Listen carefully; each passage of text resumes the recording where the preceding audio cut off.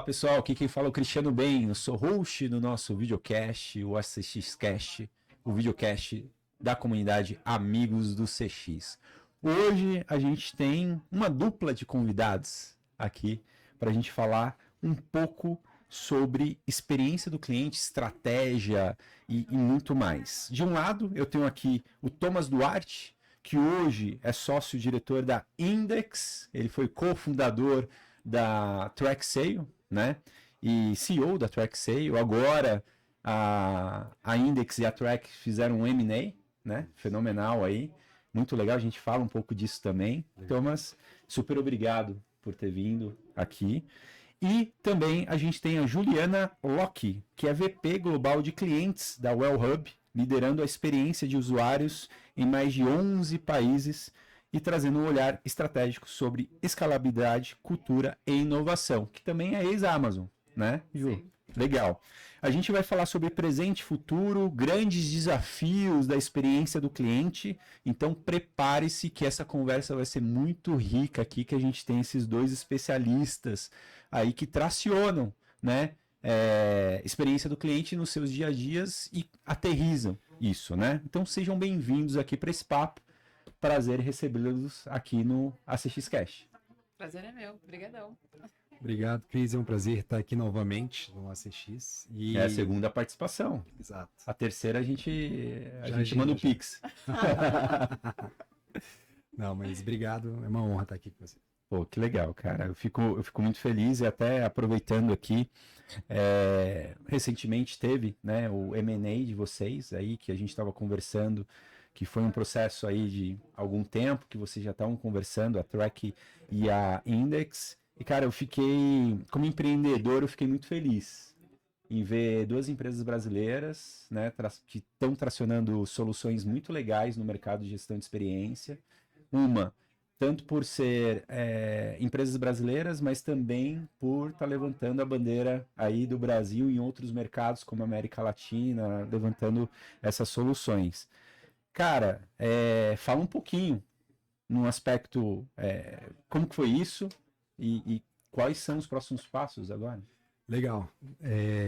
Realmente está sendo um momento muito importante para a gente, porque depois de 13 anos de trajetória, né, na Track, e a Index também tem uma trajetória de longa data, a gente percebe que o mercado brasileiro ele vem crescendo muito dos últimos anos, quando se fala em gestão da experiência do cliente. E a boa notícia é que tem muita lenha ainda para queimar, ou seja, ele vai crescer muito ainda, né? Exato. E a gente sabe, né, como alguns mercados estrangeiros, internacionais, eles acabam sendo mais maduros, né, em termos de tamanho, receita, etc. E a gente entende, né, enfim, a gente vinha nesse namoro, né, ao longo de vários meses, né, até mais de ano aí, no qual a gente consegue perceber o quanto que juntos, né, a gente iria ter um poder de fogo, né, um poder de atuação cada vez melhor e maior, né? E isso está sendo bastante importante para o mercado brasileiro, né? Essa consolidação ela é realmente inédita, né? A gente não vê nenhum player, até mesmo internacionais, né, com essa amplitude, com esse volume, né, de impacto que a gente gera em termos de quantidade de clientes, né? Agora juntos a gente tem 1.000 clientes na base. E 1.000 clientes, empresas, né? empresas enterprise, né? Aham. Corporativos, né? Não são micronegócios, são empresas realmente são grandes empresas que a gente atua. E não somente no Brasil, na América Latina, como você disse já, né? E o fato é que, assim, é uma grande oportunidade mesmo da gente consolidar esse mercado aqui na América Latina, ser de fato líder disparado, né, quando se fala em gestão da experiência do cliente. E, claro, desenvolver muitas inovações, trazer o melhor de cada companhia para fazer um futuro, né, muito promissor, para preencher, né, essa lacuna no mercado, tanto do Brasil quanto da América Latina. Legal. Então, a gente está muito feliz, né? Enfim, a gente tem o melhor ali de cada companhia e isso, né, a gente unindo, né, a gente vai ter de fato um resultado cada vez melhor. Eu já admirava muito, né, o Rafael, que é o cofundador ali da Index, um dos melhores executores no Brasil que eu conheço. e o quanto que a gente vê de sinergia, né, em relação às lideranças mesmo, né? Uhum. A gestão, Complementariedade, né? exatamente, no qual a gente tem habilidades muito complementares, né? Sim. Então, para a gente está sendo a realização de um sonho, tá muito feliz. Pô, muito legal, cara. Valuation aí de 300 milhões, né? Agora. Depende da conta, sim, mas, enfim, a gente não fala números de Claro. faturamentos, né, combinados, etc. Mas certamente, assim, é um impacto muito relevante para o mercado, né, e a gente quer, de fato, ser o grande consolidador aí do Brasil. Cara, e a gente, como comunidade, a gente fica muito feliz, né? De ver o progresso de empresas assim e como as coisas vão evoluindo para o mercado que antes, há 10 anos atrás, não era tão maduro, né? E agora, assim, tem evoluído nesse esse grau de maturidade aos poucos, né? E uma das coisas da comunidade é justamente isso, né? A gente levantar a bandeira do Brasil das coisas que a gente faz bem, dar luz às atividades, projetos e às empresas que estão fazendo isso bem. Muito legal. Show de bola, Hoje sucesso. conosco aí, nessa Vamos que vamos. parceria, E muita... parceiros, né? A Trek é Index, parceira da comunidade desde o começo ali, né? Muito é, legal. e agora sim, a gente vai ter uma possibilidade muito maior juntos. Conte conosco sempre aí. Tamo junto. Eu tô percebendo aqui que esse episódio é um episódio de evolução, transição, né? Porque a Ju também, ela tá aqui com a gente. Hoje ela é VP ali, né, na Well Hub. No entanto, você é ex-Amazon. Isso é mais ou menos recente, né? 3 dias, vamos 3 ser mais exato. dias. 3 dias de Olha aí. transição. Exatamente. E me fala como que tá sendo essa transição. Me fala um pouquinho também da Well Hub, que a gente estava conversando um pouquinho antes atrás. Eu não tinha feito algumas conexões que aí quando você me falou eu achei fenomenal. E principalmente nesse mercado de health, que é um mercado assim de bem-estar, né? De wellness, que é um mercado fenomenal. Fala um pouquinho pra gente. Ele é, a Well Hub, as pessoas acho que vão lembrar se a gente falar que é a antiga Gympass, Aham, né? Então, é uma empresa já de mais de 10 anos, são 13 anos também, acho que muito parecido aí com o Trek. legal. E ela, no período da pandemia, naturalmente, quando as academias fecham, o que que é, na verdade, o produto? Uhum, O produto é uma venda de uma quantidade de acessos a diferentes academias. uhum, Então, a Well Hub vende esse serviço para as empresas, ele é B2B, tá, e essas empresas disponibilizam para os colaboradores. Então, você, como CPF, não consegue fazer adesão. Você vai precisar que a empresa que você está trabalhando faça essa ponte e te dê como benefício. legal. E ao fazer isso, você tem acesso, por uma mensalidade, a diferentes lugares, a diferentes academias, onde você pode, sei lá, você está viajando, você está em Curitiba, você consegue ver lá no aplicativo quais academias que fazem parte, você vai Legal. lá e você faz o day use, faz o uso daquele espaço. E na pandemia, quando você tem esse lockdown, fecha a academia e a gente entra num outro momento, a Well Hub passa a ser Well Hub para cuidar de bem-estar. Legal. E o bem-estar ele não entra só no aspecto físico, ele vai entrar também no aspecto emocional, no aspecto psicológico. Então hoje o Well Hub, além das academias, tem todo um programa diferenciado de acessos que você vai ter desde psicólogo, você vai ter meditação, você tem massagem. Então ele dá uma expandida nesse leque justamente pensando no bem-estar, né? Pensando sempre que o bem-estar do funcionário faz com que ele tenha uma entrega melhor, Sim, com certeza. né? A gente sabe que o bem-estar está ligado diretamente com essa felicidade, é a felicidade que dá lucro, né? Então é uma ponte que liga a outra, mas essa transição ela aconteceu realmente, sair do varejo, sair de Amazon, de uma empresa global de mais de 25 anos. A Well Hub, diferente do que a gente acha, ela é uma empresa brasileira, onde a gente tem, na verdade, os tomadores de decisões aqui, diferente da Amazon, que é uma empresa americana, onde a gente tem o nosso head office ali sentado em Seattle, né? A Amazon Brasil mesmo, estamos entrando, né, no ano 6 Uhum, de loja, né, tá. de Amazon. Mas a minha história com a Amazon começa lá no Canadá, em operações e finanças. Então, tem um background um pouquinho diferente até chegar onde eu cheguei. Ah, mas tem muito aprendizado aí, muita prática Tem. também, varejo, mercado super pulsante, ágil, né? Que eu acredito que você vai trazer muita experiência aí, prática, né, para tracionar. E a Well Hub, ela tá em 11 países, né? Tá. Na verdade, ela tá em 13 já. Já são Caramba. 13 países. Esse Fica 13 tá no plano. 13 anos, 13 anos. É, 13 é o número da Legal. sorte. a vida da sorte. Bom, legal. E para vocês, assim, trazendo uma visão estratégica sobre CX, o que vocês consideram ser o maior desafio hoje para uma empresa que quer de fato ser centrada no cliente? E por que que eu digo isso?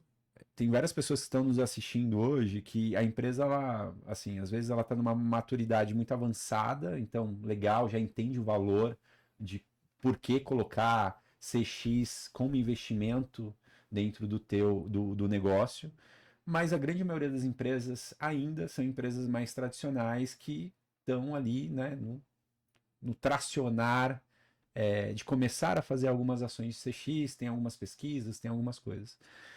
O que vocês consideram o maior desafio hoje de uma empresa colocar isso em prática?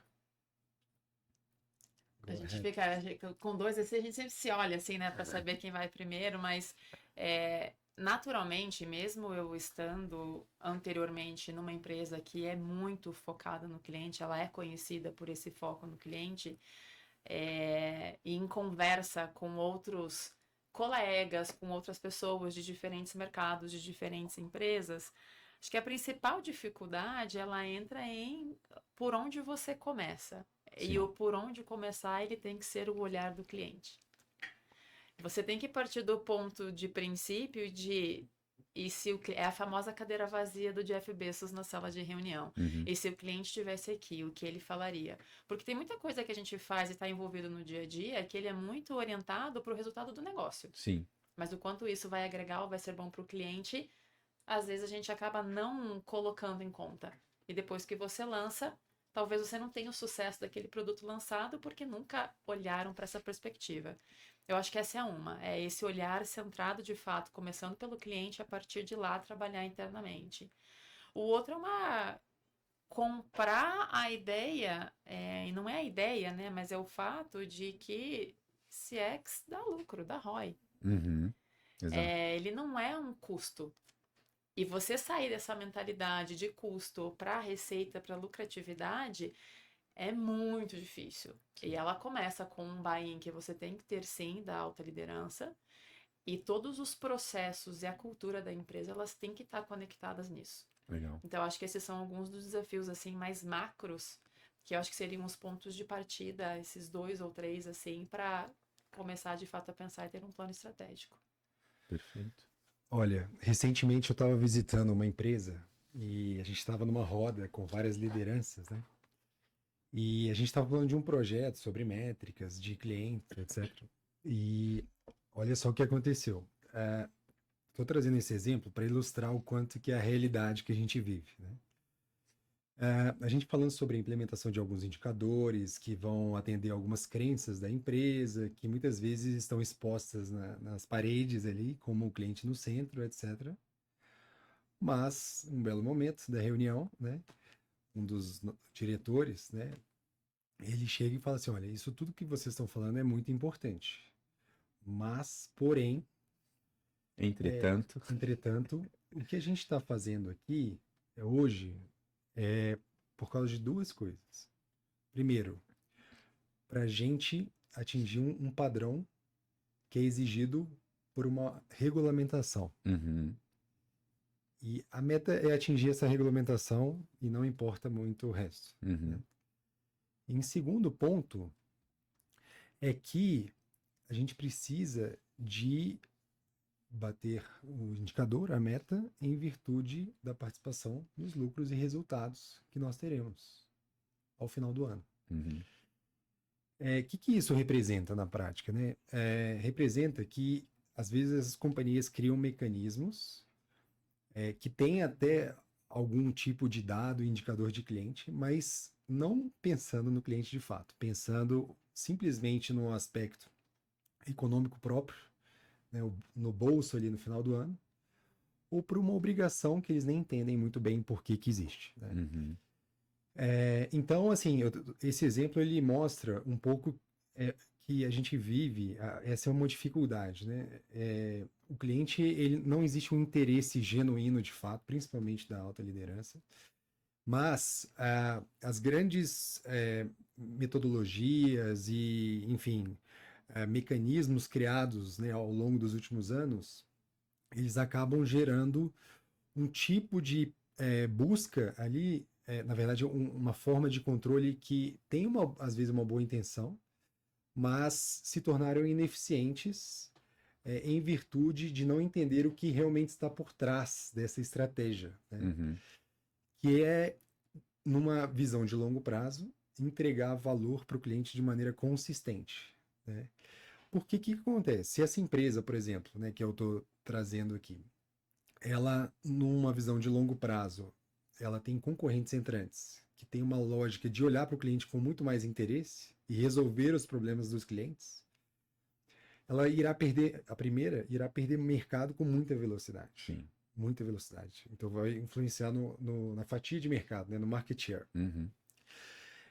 Mas muitas vezes ela está nadando ali num oceano que não tem muitos concorrentes, ou então os concorrentes são piores, fazem coisas piores do que isso, ou tem mais baixa maturidade. E quando chega, às vezes, um player internacional que já tem maturidade, ou então uma empresa disruptiva no mercado, como foi, por exemplo, no segmento bancário, com os bancos digitais, né, elas nadam de braçada. Exato. Nadam de braçada. Porque aí, de fato, o cliente está no centro, os processos são muito mais rápidos, digitais, as altas lideranças estão compradas desde o dia zero do nascimento do negócio. Uhum. Aí a fatia de mercado dos tradicionais, vamos dizer, são completamente impactadas, né? Então, esse exemplo é só para trazer o desafio de que na prática a gente vive atualmente. Resumindo aqui, o que eu consegui captar é a questão da cultura mesmo, em relação à alta liderança, no sentido de ela ver valor em aplicar uma disciplina ou uma área ou uma... Porque CX é matricial, né? Dentro da empresa. Por mais que a liderança ela tenha esse aspecto de querer fazer o CX dentro da empresa, dentro da companhia, tem um trabalho de cultura aí, que precisa ser top-down, depois de um tempo é top-down, bottom-up e tudo mais, mas esse é um grande desafio, né, das empresas tracionarem isso. Mas eu acho que tem um outro ponto aqui que a gente, né, que é o desafio de, se você tem uma estrutura de CX, só ele cuida do cliente. Que é a questão de cultura também, porque o pessoal pensa que é do departamento, não é matricial para todo mundo. Então, se você não tem enraizado em todo mundo, e que todo mundo tem essa mesma responsabilidade, tem que ter esse olhar dentro da sua cadeira, não vai para frente. Sim. Né? Exato. Então, isso é super importante. Cara, eu vou compartilhar também, eu gosto de algumas histórias, a gente tem a Rockets, né, e a gente atua com algumas grandes empresas aí. E um trabalho que a gente faz é construção da estratégia de CX. E por que ela é fundamental? Estratégia, quando a gente fala, fica um pouco subjetivo, né? Tal, estratégia, qual que é a estratégia? Plano estratégico, né? Mas a gente liga a estratégia com a estratégia corporativa, que é o quê? Os objetivos do negócio e tudo mais. Mas quem constrói isso? A gente constrói com base na voz dos próprios clientes, dos nossos clientes, mas também a gente traz as lideranças e o pessoal de médio ali, né? Média liderança e o pessoal da ponta. A gente faz um blend disso tudo e traz todo mundo para participar. Quando a gente constrói isso com as lideranças, fica muito claro a essência do porquê ser centrado no cliente. E aí, por isso que eu falo que aí a estratégia ela vira a espinha dorsal de todo o trabalho que vai ser constituído ali. Porque, de repente, igual dentro da estratégia tem as chaves, né, da experiência. O cara que está lá na ponta, o cara não precisa saber a missão, visão, valor de tudo decorado que está na parede. Mas ele precisa saber como ele vai entregar a experiência lá na ponta, né? Que esse é o primordial. E mesmo com a estratégia bem realizada, bem constituída ali, o desafio, na verdade, só está começando, né? Depois que você construiu. Porque você precisa aterrissar isso para todo mundo. E é o trabalho de, cara, rito, de bater, de fazer tudo isso acontecer. Hoje eu vejo que o mercado está muito mais evoluído do que 10 anos atrás, né? Porque antes era um desafio falar sobre gestão de experiência. Antes a gente nem falava de gestão de experiência, falava experiência do cliente só e tudo mais. Como vocês enxergam a evolução de CX nesses últimos 10 anos? Vocês acreditam que o mercado amadureceu mais, que ainda é um oceano azul para as empresas que querem se diferenciar? Como que vocês enxergam isso? Vou começar aqui então. Olha só, em 2012, entre 2012 e 2013, eu me lembro de sentando na mesa de mais de 10 presidentes de companhias diferentes para explicar o que era NPS. Em 2012, né? NPS, né? NPS. Que é uma métrica super conhecida hoje.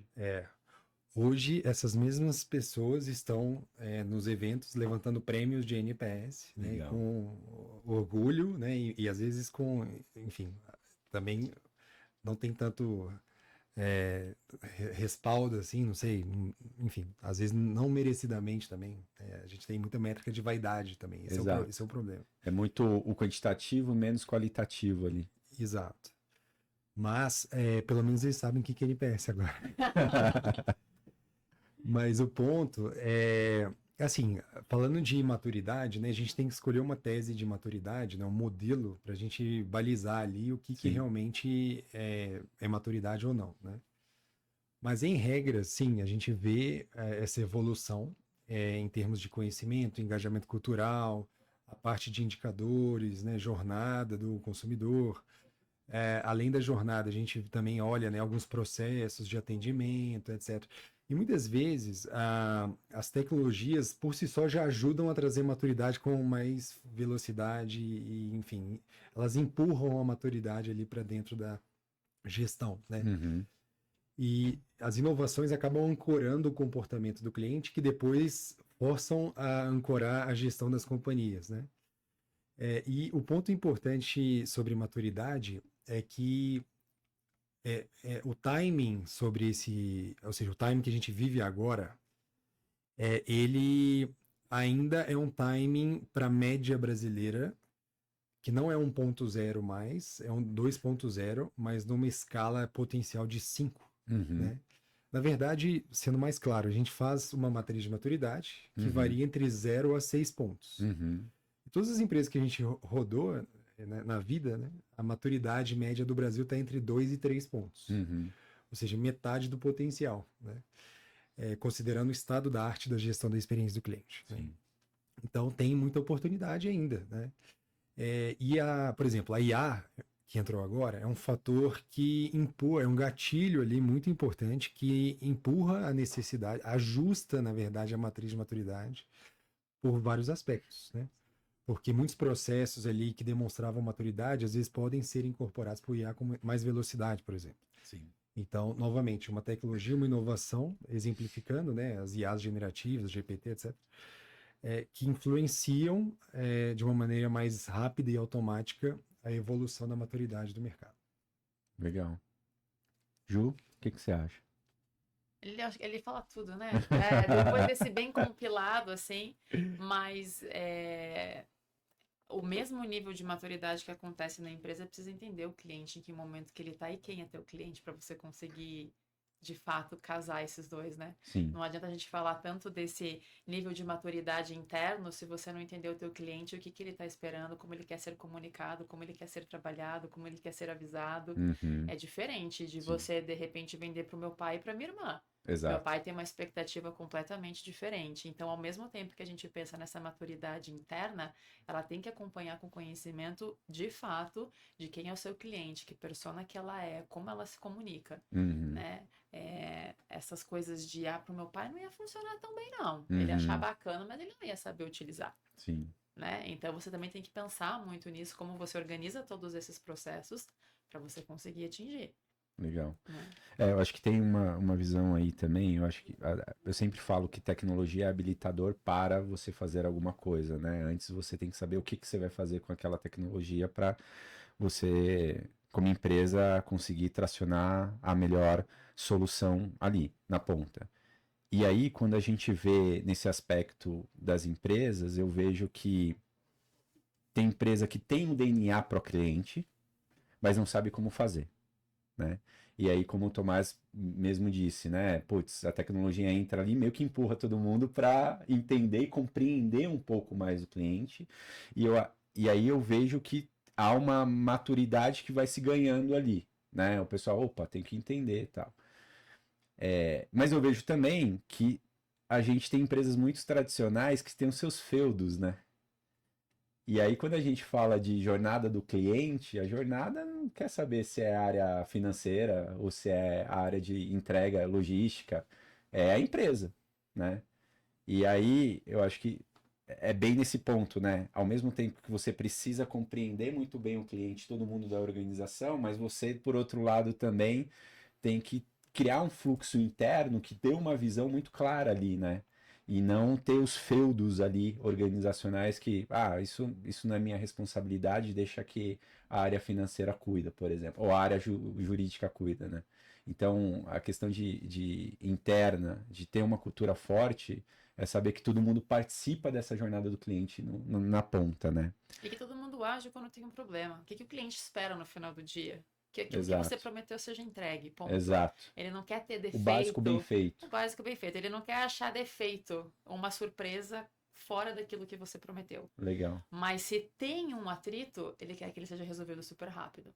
E esse passa a ser o input internamente para que se mais clientes estão tendo o mesmo atrito, como que você elimina para não deixar com que aconteça. Exato. E aí tudo que acontece do portão para dentro, como você se organiza, ele não tem que ser perceptível para o cliente. Porque ele entende aquela empresa, ele entende aquela marca como quem está entregando a solução ou o produto. Legal. Né? Então tem bem essa ponta assim a ser feita. A gente está falando dos desafios e tudo mais, mas na visão de vocês, como vocês têm uma visão legal do mercado, quais são os maiores erros assim que as empresas ainda cometem quando a gente fala de implementar CX, na visão de vocês? Tem um case que nós estudamos agora, quando a gente fez esse primeiro curso de experiência do cliente em Boston, né, na Universidade de Harvard, que chama Transformando Experiências do Cliente, né? Muito bom. Foram momentos inesquecíveis ali, né? Porque a gente estudou os melhores cases com os melhores professores e foi realmente emocionante, assim, participar. E a gente estudou vários temas relevantes, né? Enfim, a gente poderia ficar aqui dias falando sobre isso.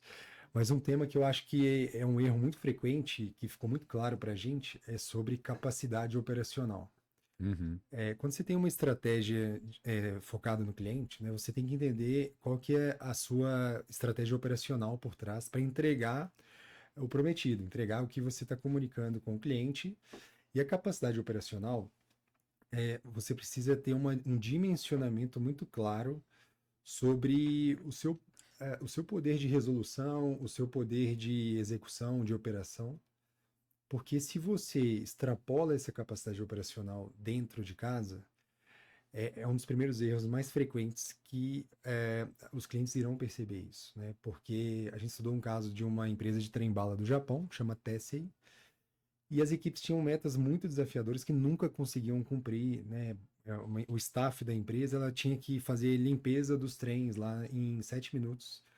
E isso era muito desafiador ali para eles. Não tinham os equipamentos corretos, não tinha tempo hábil para quantidade de pessoas limparem os assentos, entre vários outros fatores que prejudicavam essa capacidade operacional da equipe. Uhum.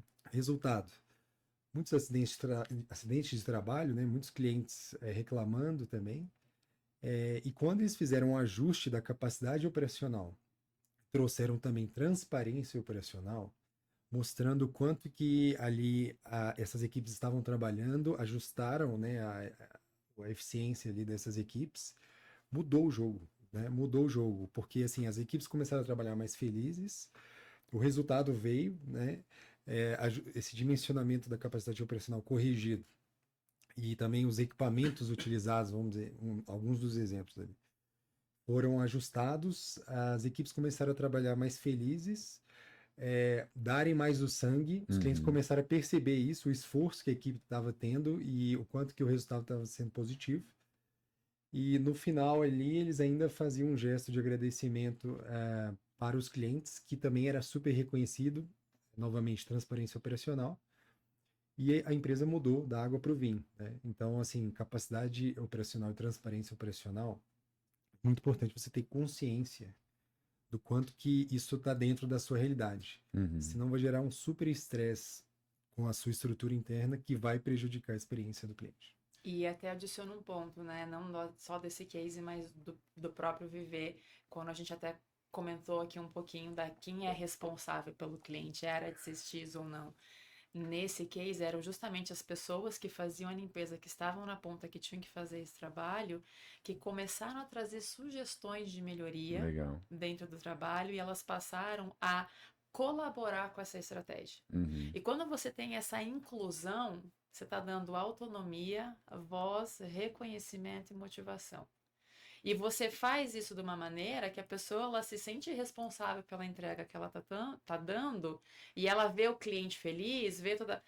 O negócio vai, né? Então, acho que nesse caso ele traz muito isso, né, dessa colaboração para a construção da estratégia, e isso é super válido, é universal esse conceito.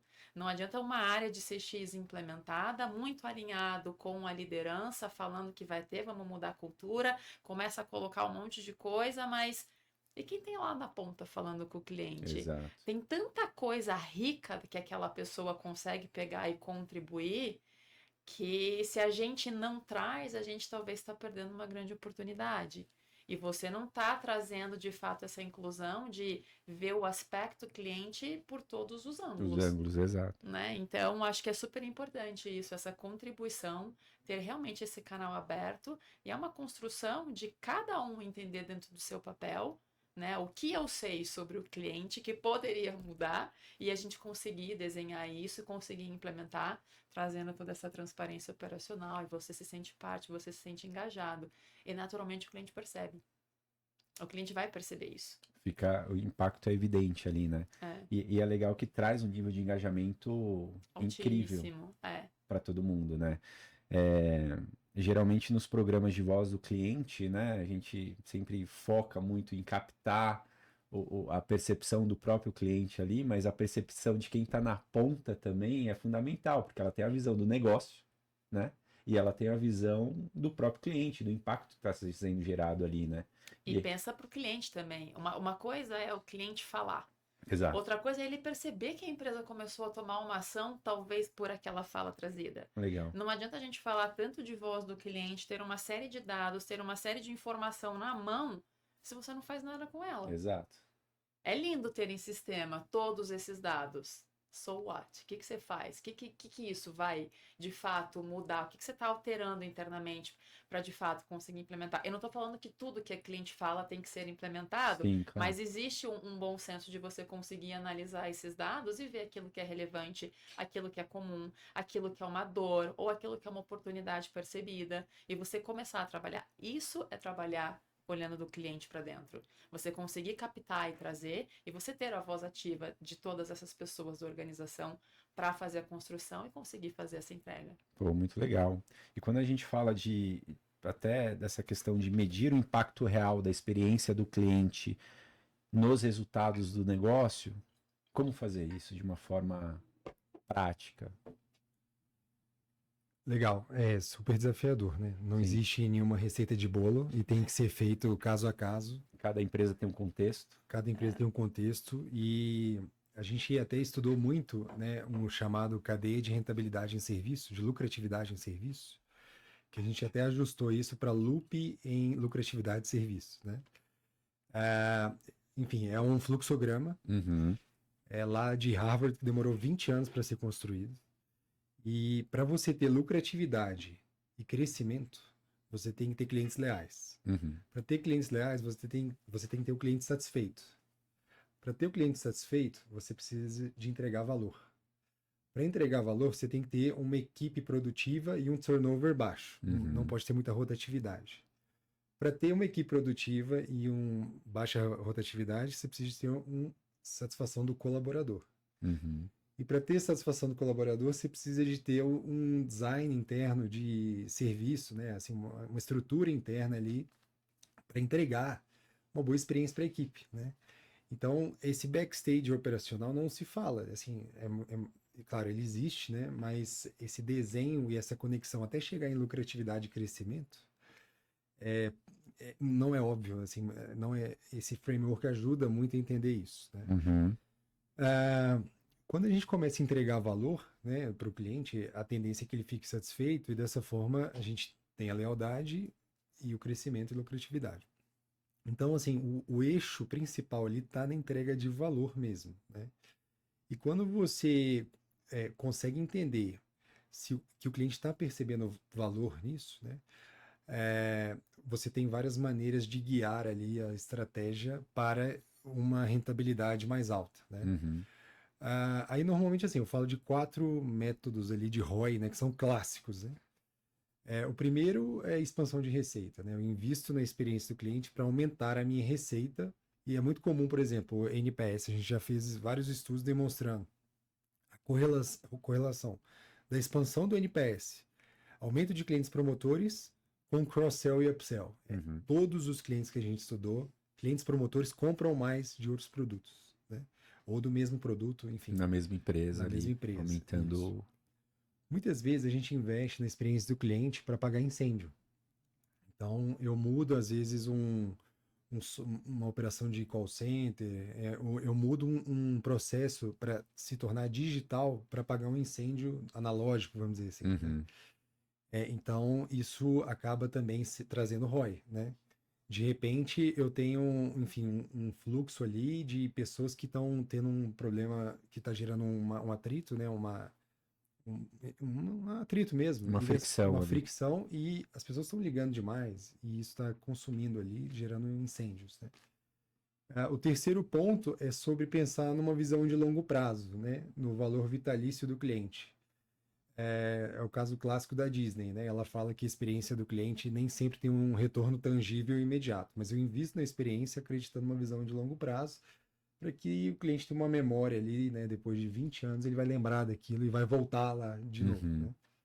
E por fim, redução de custos de fricção, né? Que tem muito a ver com incêndio ali, mas de uma maneira diferente. Quanto custa uma reclamação no Reclame Aqui? Quanto custa uma operação de saque? Então, quanto mais hoje, né, de acordo com as gerações, quanto mais digital a gente tem uma população, mais investimento em autosserviço a gente vai ter para evitar custos de fricção, né? Isso facilita muito você olhar para redução de custo, né? Então, nesse caso, a redução de custo, em virtude de uma série de problemas que você está tendo ali que vão gerar esse custo de fricção que muitas companhias acabam sendo sugadas financeiramente em virtude disso. Então, normalmente são essas 4, né? Deixa eu voltar no modelo, por que que ele falou que a gente mudou o nome? Porque quando você começa e faz o estágio de Uhum. tanto da parte operacional, que passa pelo engajamento do funcionário até chegar nessa entrega de valor, essa é a cadeia. E é isso que Harvard põe, é isso que eles colocam, acaba aí. Uhum. Quando você começa a entregar esse valor e você tem esse lucro, geralmente você faz o quê? Dividendos. Uhum. Por que que a gente fala looping? Porque para você Reinvestir. continuar crescendo é você pegar e você reinvestir nessa ponta. E quando você começa a girar esse ciclo, você consegue elevar cada vez mais todos os níveis que você tem aqui dentro dessa cadeia, Uhum. né? Então a gente fala desse reinvestimento que é muito ligado com esses 4 pilares ou com essas 4 teorias de como você consegue agregar valor, porque eles acabam sendo interligados, né? Você consegue colocar eles em diferentes pontos aqui dessa jornada, mas quando a gente fala dessa experiência do cliente, que a gente fala assim nessa entrega de valor e fala na receita e fala no lucro, tem um trabalho muito grande dentro de casa. Sim. E eu acho que um dos maiores erros é a gente pensar a experiência do cliente em o cliente sempre tem a razão, eu vou querer encantar ele, vou querer dar tudo para ele. Tem muita coisa interna Uhum. aqui que às vezes você precisa olhar para você conseguir chegar no estado da arte de simplesmente entregar o que você promete, fazer o básico bem feito, Exato. né? E eu gosto muito desse looping, né, que vocês mencionaram, porque isso retrata a concepção da própria Amazon, a concepção do Olha, Nubank, né? É. São empresas que não deram lucro nos seus primeiros 10 anos ali para frente, mas porque eles estavam, não é porque não estava dando prejuízo, não. estava indo muito bem, obrigado, mas vamos reinvestir aqui para gente com foco em melhorar a experiência, porque a gente tem uma visão a médio e a longo prazo que vai ser muito próspera, né?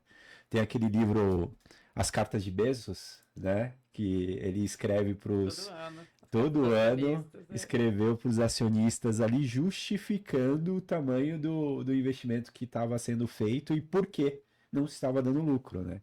Então, poder de convencimento com base na experiência do cliente, falando que, ó, a gente não vai distribuir dividendos, mas o teu investimento está muito bem garantido aqui que em médio a longo prazo vai dar bom, né? Então, é muito legal isso. E eu acho que eu vejo o mercado brasileiro falta um pouco isso, né? Assim, principalmente para as empresas tradicionais terem essa visão, essa concepção de como atrelar os resultados de CX com os resultados financeiros. Muitas vezes o que eu vejo muito é essa questão de otimização, né? Ah, vamos tirar PA e vamos colocar aqui bot, ou agora, né, IA, né? Mas não é só isso, isso é um pequeno detalhe ali. Eu acho que tem várias outras coisas que a gente pode tracionar. E o ideal mesmo, né? O ideal que eu acho que até quando eu conheci Tomás, assim, eu falava o sonho, né? Você fala, qual que é o teu sonho dentro de CX? Que ninguém precise ligar.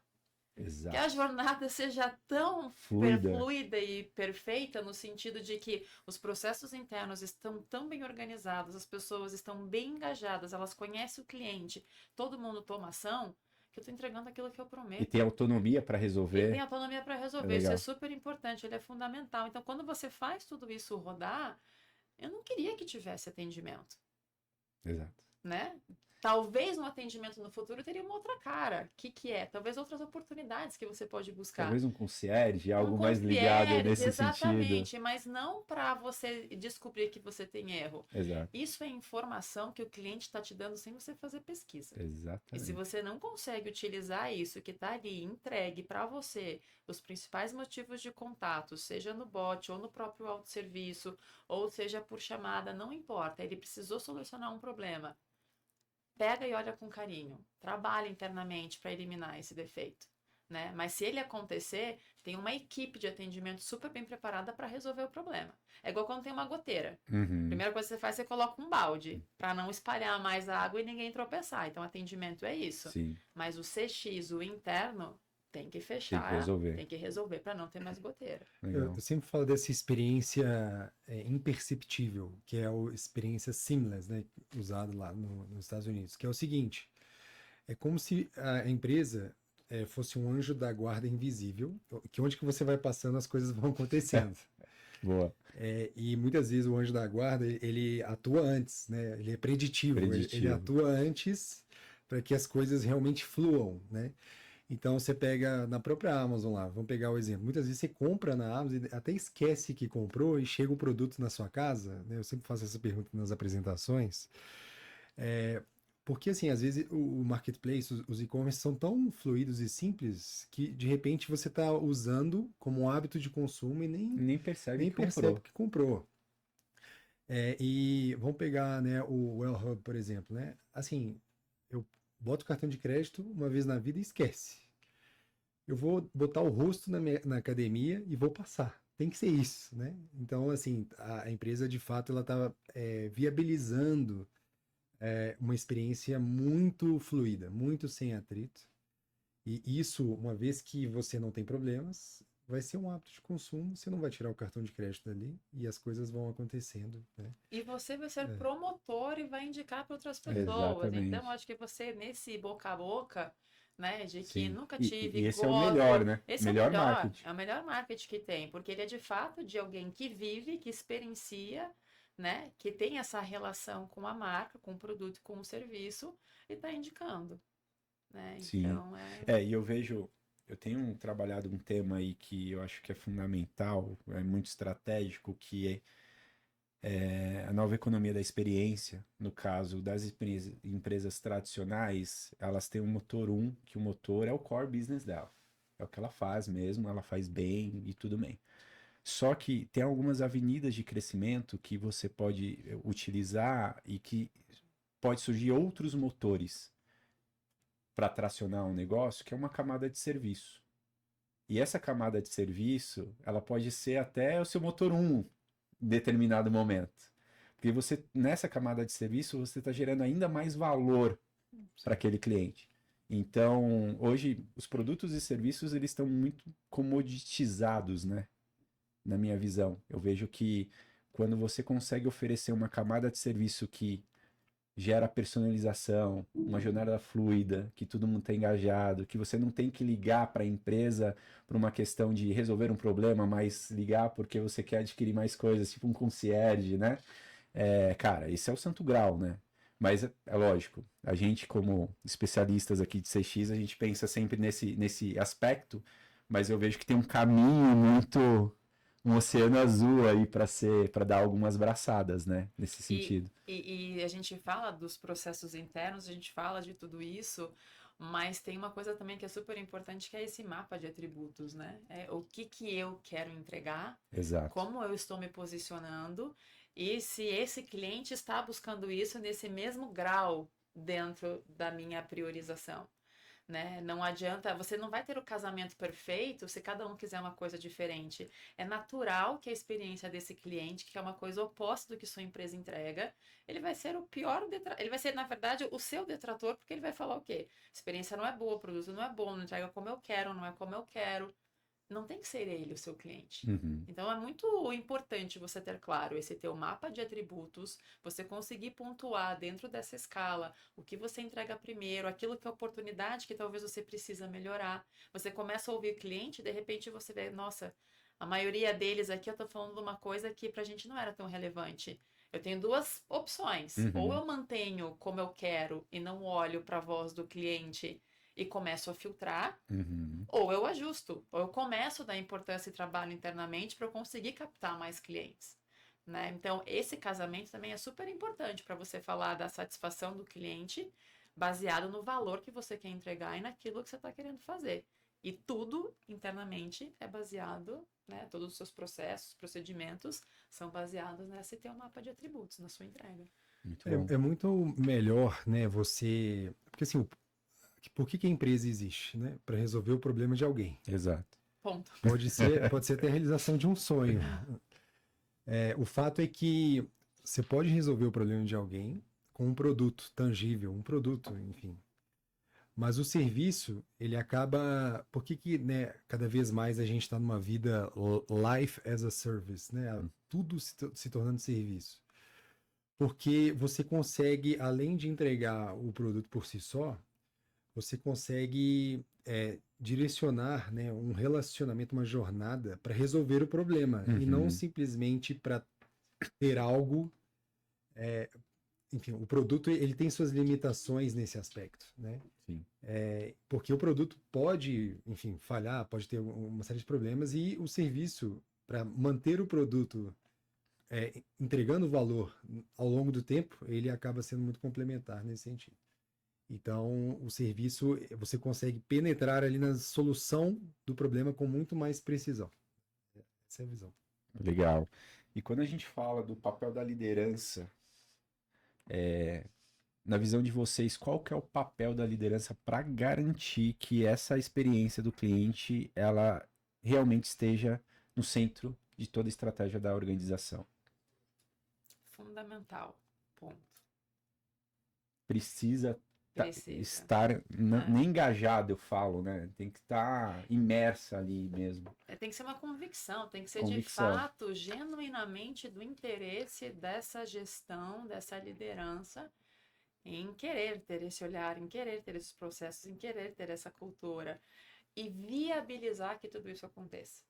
Não adianta também ele falar de cultura e colocar um monte de placa na parede. Fazer um se ele trabalho de não- comunicação legal, né? Nossa, aí vai lá, time de PR, faz aquele trabalho super legal, mas você não viabiliza, você não cria o ambiente para que isso aconteça, você não cria os momentos, você não entrega as ferramentas, você não dá autonomia.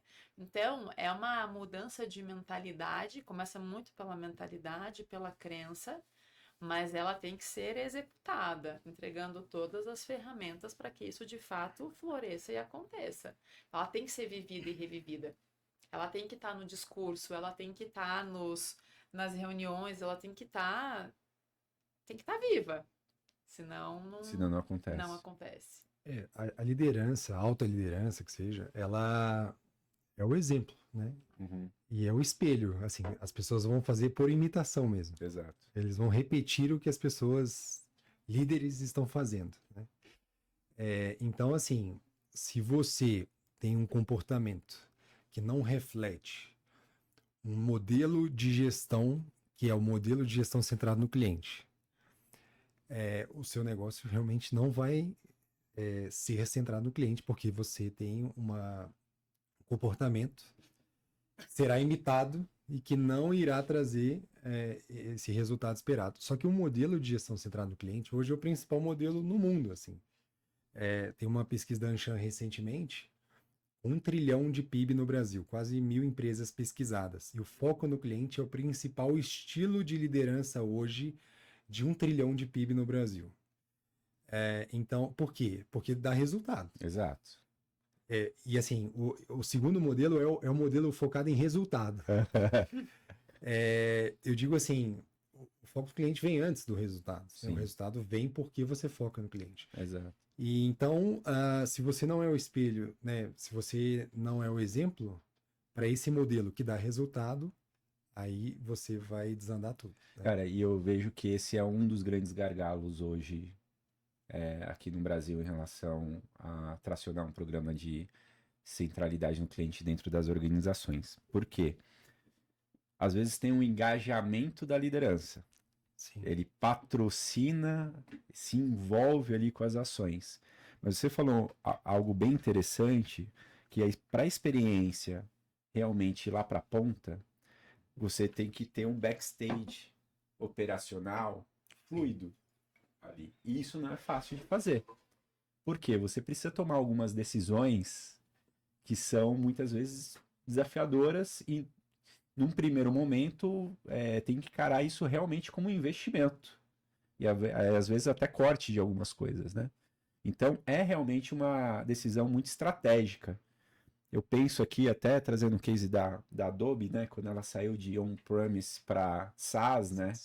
E a gente vê o gráfico lá, porque foi uma decisão bem desafiadora, porque a Adobe naquela época ela tava em primeiro, market share lá em cima e tudo mais. Só que, pô, você vai mexer no teu modelo de negócio devido a uma tendência, né? O pessoal chamou o CEO lá, que atualmente ainda é o CEO da Adobe, de louco, o pessoal do Wall Street, né? Cara, o que você vai fazer com isso? Só que, na verdade, foi a jogada de mestre, né? Porque deu um vale, né? Ele estava vendendo muito, fez as mudanças, tudo, e depois estourou e mudou os negócios no mercado.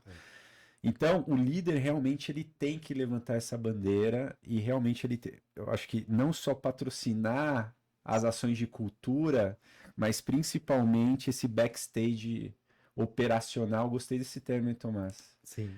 Que realmente eu acho que esse é o grande desafio aí que a gente tem, né? Para realmente tracionar resultado lá na ponta e ser mais E fluido. pensa como isso está linkado com a sua primeira pergunta, né? O que evoluiu de 10 anos para cá. Exato. Pensa que hoje quem está nessa liderança, quem está nessa gestão é a pessoa que estava lá, que não tinha nada voltado para o cliente e que ou foi implementado o NPS naquela época e ele só viveu de NPS até hoje, para ele centralidade no cliente é olhar para NPS, Sim. mas olha quantas outras coisas foram acontecendo nesse meio do caminho e quantas vão acontecer daqui para frente, né? Então, o cara que tá hoje aqui é aquele que tá 10 anos lá que não sabia dizer nem o que era NPS, né? Exatamente. É a evolução natural das coisas, né? Falar de tendência agora. Tá. O Tomás adora esse tema. Ele é o cara para futurista, falar, é o futurista. Quais são as principais tendências que vocês veem em CX que vocês estão acompanhando de perto agora? Não vale inteligência artificial porque não é tendência, né? Já é passado. Já aconteceu. Mas pode utilizar isso como base, né? Lógico. Olha só, não é nem inteligência artificial, falando dos ciclos de tecnologia e como isso são importantes, né? Como entender esses ciclos são importantes para o futuro das empresas como um todo, né? As inovações tecnológicas, elas ancoram o comportamento do cliente e ancoram a gestão das companhias. Então, a gente vê agora um movimento de que cada vez mais a produção tecnológica ela é muito mais acelerada, né? A gente vê, e isso é influenciado, né, por essa nova era da inteligência artificial que, de fato, ancora o desenvolvimento tecnológico. Não estou falando nem de IA para atender alguém, não é isso. É de você criar mecanismos, sistemas complexos, que são feitos em segundos, algo que às vezes você demoraria meses ou anos para fazer, né?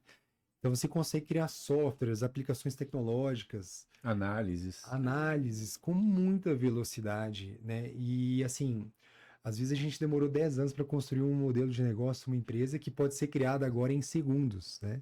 Por um adolescente de 15 anos. Por um adolescente de 15 anos, né? É a terceira empresa que ele já criou. Eu sempre quando alguém chega com uma ideia nova, falando assim, cara, eu tenho uma ideia que eu queria te falar. Eu falei, cara, eu sei que eu vou te ouvir, mas já saiba que nesse momento tem 100 chineses fazendo isso. 100 chineses fazendo isso. Não importa qual é a sua ideia, tá? Tem 100 chineses fazendo isso. Então, assim,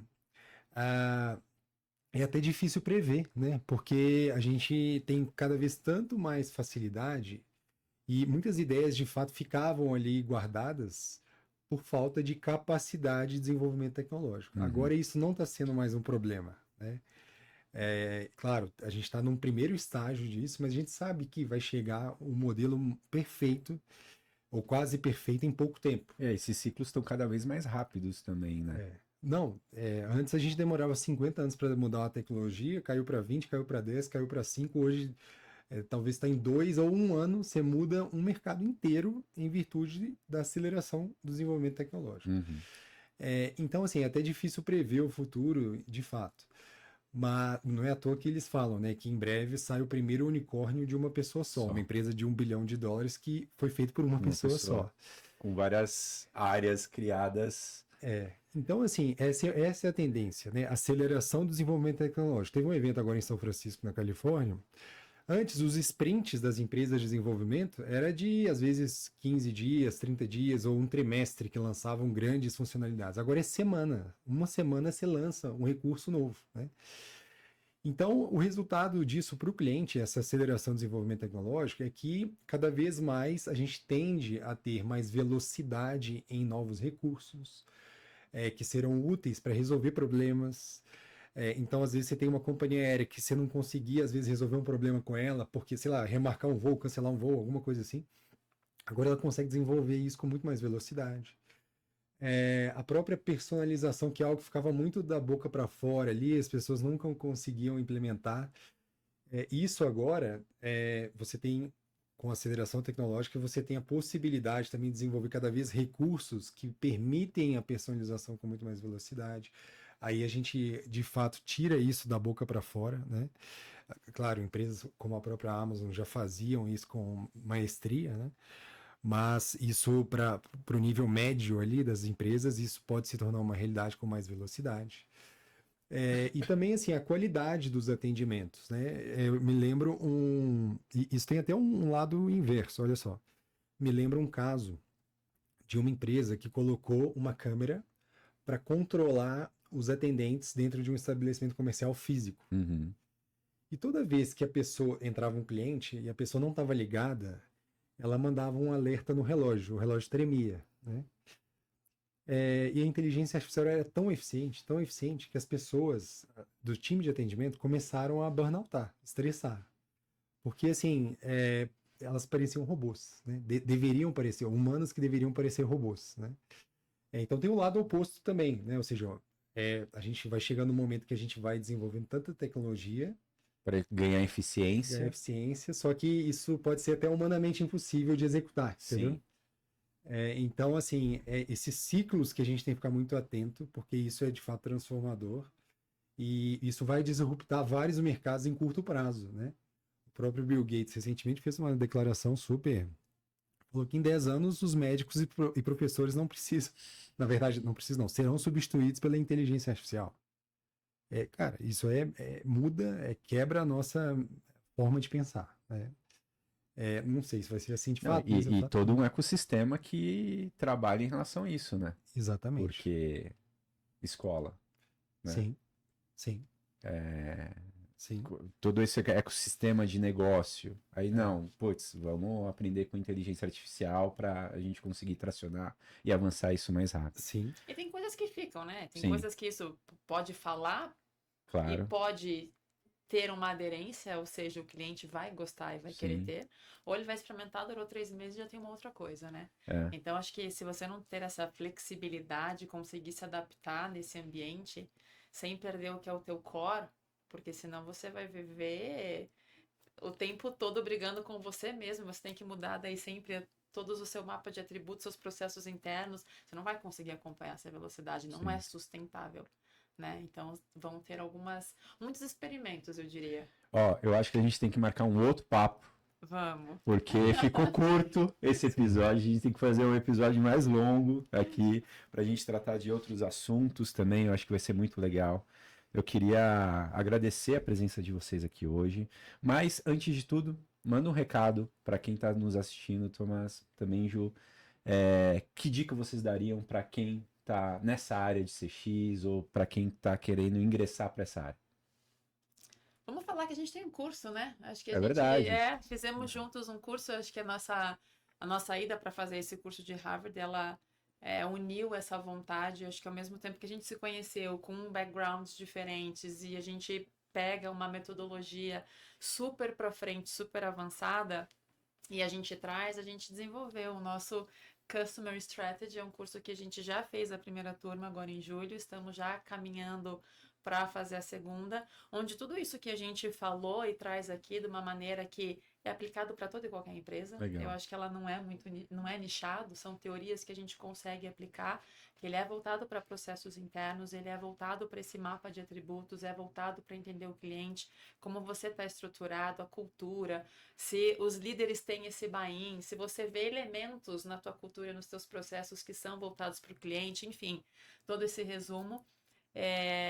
A gente vai continuar, vai dar sequência aí nas próximas turmas. Pô, maravilha. Eu acho que essa seria uma dica, né? Uma dica em conjunto. sim. Eu acho que as transformações são tão rápidas que a gente precisa, de fato, nos apoiarmos sempre em quem consolida, talvez, a maior parte desses conhecimentos. Então, assim, essa é uma missão que a gente tem, de ficar com o radar ligado 360 e saber tudo que está acontecendo com muita velocidade. E muitas vezes numa operação você acaba não tendo essa disponibilidade de tempo, então essas iniciativas educacionais como o nosso curso acabam facilitando e agregando valor ali para ter uma vazão de conhecimento mais rápida, né? Legal. E assim, realmente hoje a gente precisa de estar muito antenado, porque as inovações e mudanças são tão rápidas que influenciam diretamente na experiência do cliente todos os dias. Então essa é uma boa dica, eu reforço aqui. E a Boa. outra é o networking, né? Eu acho que quanto mais a gente conseguir se ancorar, criar essa comunidade, amigos do CX é maravilhoso, a gente conseguir fazer essas trocas, a gente sempre vai aprender. Não tem um que tá no topo, a gente sempre vai ter alguma coisa para conseguir aprender a ancorar. Então, fica também o convite aí para todo mundo ingressar aí nos amigos do CX. Maravilha. E quer compartilhar suas redes? O LinkedIn, né? LinkedIn é Tomás Duarte mesmo, T-O-M-A-S Duarte. E o Instagram é @TomásTrek, tudo junto. Legal. E eu tô no LinkedIn, Juliana Locke. Maravilha. Pessoal, super obrigado pela presença de Obrigadão. vocês. Pessoal, vocês viram, né? Muito conteúdo. A gente tentou condensar aqui em mais ou menos 1 hora de conteúdo para vocês. Com certeza teremos outros papos aí no futuro. E para você que ainda não se inscreveu aqui no canal, se inscreva no canal do YouTube, também se inscreva no Spotify. Toda semana um novo episódio aqui para vocês. Até a próxima. Tchau, tchau, gente.